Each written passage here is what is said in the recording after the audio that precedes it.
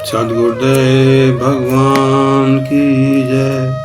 भगवान श्री कृष्ण कहते हैं, जो लोग मेरे बताए हुए सिद्धांत में दोष निकालते हैं, उनका पालन नहीं करते, वे सभी प्रकार के ज्ञान से भ्रमित हो जाते हैं और उनका विवेक नष्ट हो जाता है। ऐसे लोग आध्यात्मिक दृष्टि से पतन को प्राप्त होते हैं। ये त्वे तदेव सूयन्तो नानो तिष्ठन्ति मे मतम सर्व ज्ञान विमूढ़ान स्थान विद्धि नष्टान चेतसः।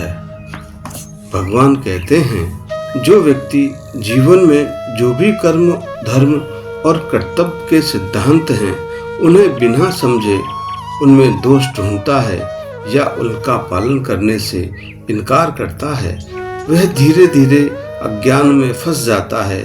ऐसे लोग अपने अहंकार या गलत धारणाओं के कारण सही मार्ग को प्राप्त नहीं कर पाते हैं। विमूढ़ान, इसका तात्पर्य यह नहीं कि उनके पास जानकारी नहीं होती है, बल्कि उनका विवेक सही और गलत की पहचान करना बंद कर देता है।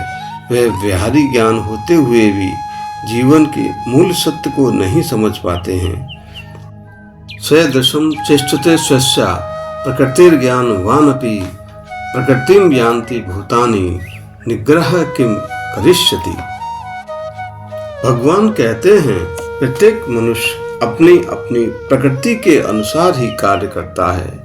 यहाँ तक कि ज्ञानी व्यक्ति भी अपनी प्रकृति के अनुसार ही व्यवहार करता है। सभी प्राणी अपनी प्रकृति का ही अनुसरण करता है, फिर बाहरी नियंत्रण क्या कर सकता है। सदशम चेष्टते स्वस्या, अर्थात व्यक्ति अपने स्वभाव के अनुसार ही कर्म करता है और ये प्रकृति जन्मजात भी हो सकती है एवं पिछले कर्मों से भी निर्मित हो सकती है। उन्हीं संस्कारों से प्रभावित होकर ही कर्म करता है। ज्ञानावापि, अर्थात जो व्यक्ति ज्ञान प्राप्त कर चुका है, वह भी अपनी प्रकृति से पूर्ण रूप से अलग नहीं हो पाता। यदि मनुष्य अपनी प्रकृति को समझे बिना उसे जबरदस्ती दबाने की कोशिश करता है, तो वह प्रयास अधिक सफल नहीं हो पाता, बल्कि भीतर दबकर और अधिक बलवान हो जाता है। अतः अपनी प्रकृति को समझकर उसे सही दिशा में लगाना ही कर्म योग है।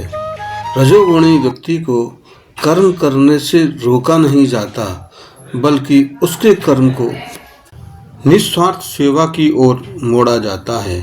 उसी प्रकार तमोगुणी व्यक्ति को धीरे धीरे सक्रियता और जागरूकता की ओर लाया जाता है। स्थायी परिवर्तन के लिए अंदरूनी समझ, जागरूकता और अभ्यास आवश्यक है। शेष अगले भाग में।